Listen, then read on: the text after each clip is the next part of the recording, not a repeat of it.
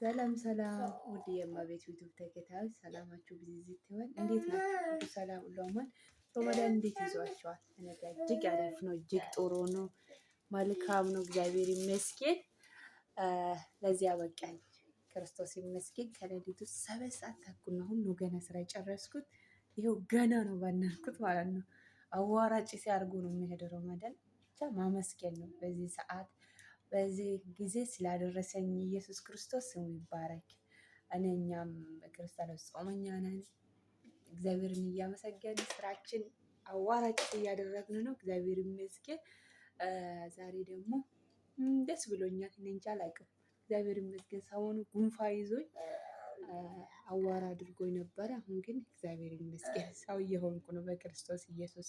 እና ምን ልበላችሁ ፈልጌ ነው የዛሬ 8 ዓመት ክርስቶስን ያገኘሁበት ከጨለማ ወደ ብርሃን የመጣሁበት ዓመት 8ኛ ዓመቴ ነው እና ደስ ብሎኛል። ክርስቲያን መሆን የክርስቶስ ኢየሱስ ልጅ መሆን እጅግ በጣም ደስተኛ ነኝ። ደስ ብሎኛል። ደስ ይበላችሁ።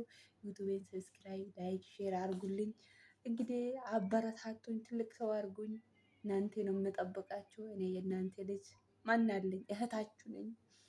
እናሳድጉኝ በቃ እግዚአብሔርን እና ምን ባላቸው ነው። መልካም የሮመዳን ጊዜ እንላችሁ። ከሌሊቱ 7 ሰዓት ተኩል ነው። ደክሞኛ አያውቅም። ታምሜ ተኝቼ አላውቅም። ጉንፋ ይዘኛል፣ ይሄዳል፣ ይዘኛል፣ ይሄዳል። በቃ ግን እኔ በራሴ ሳይሆን በክርስቶስ ኢየሱስ ስላሸነፍኩ ነው። ምን ሊባላቸው የመዳም ቅመም እንደዚህ ጎበዝ፣ ጨዋ፣ ጠንካራ ሴት ናት።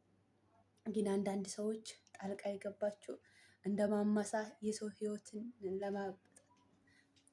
ይህ በኢየሱስ እንደነገጥኩት ልጅ ወደቅ ይመስላል። እና ሰውን አታማስሉ፣ ሰውን አትብሉ።